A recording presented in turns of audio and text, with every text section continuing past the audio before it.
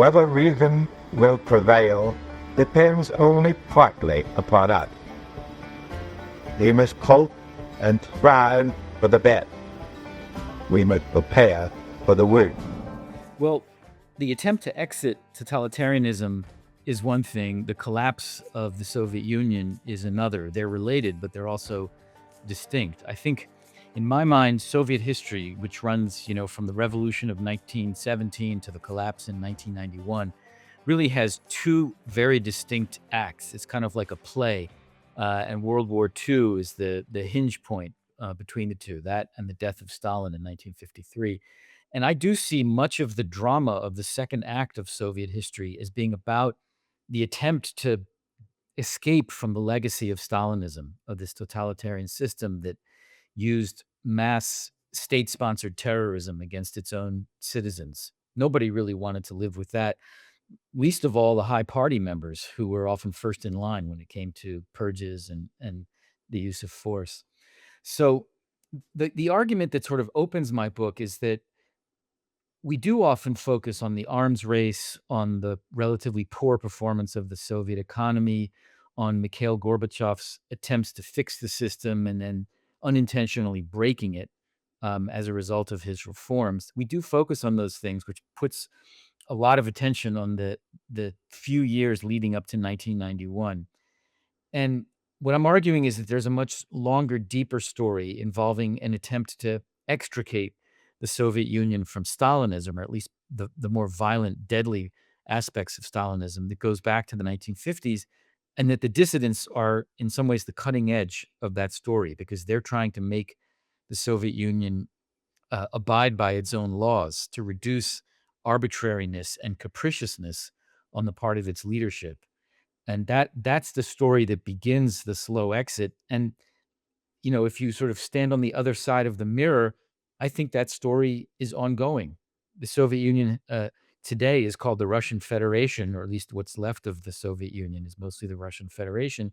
And it continues to struggle with this legacy of totalitarian rule, authoritarian rule. It doesn't matter so much what label you use, it's governance unconstrained by law. It's governance in which power is highly concentrated in the hands, not of an institution, but of a person. So it's a very personalized form of power.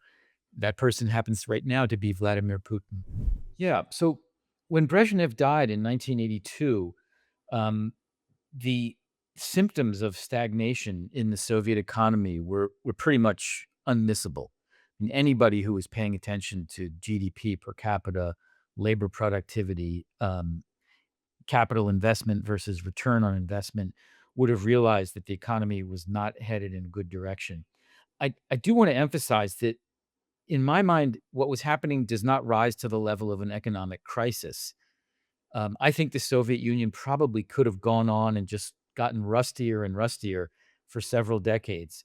What was happening was a long-term decline, which the Communist Party just seemed incapable of reversing.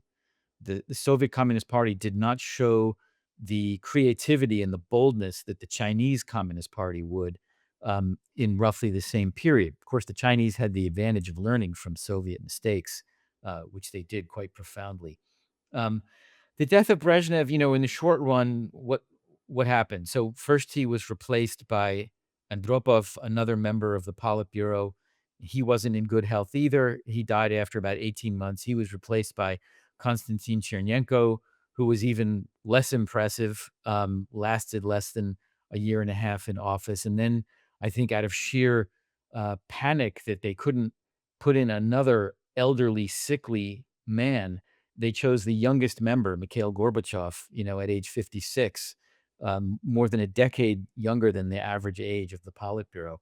But uh, I'm always kind of skeptical about arguments of inevitability. I think there's almost nothing that's inevitable in history. There are always options that people can choose. Sometimes the range of choices is extremely narrow, but there are choices to be made.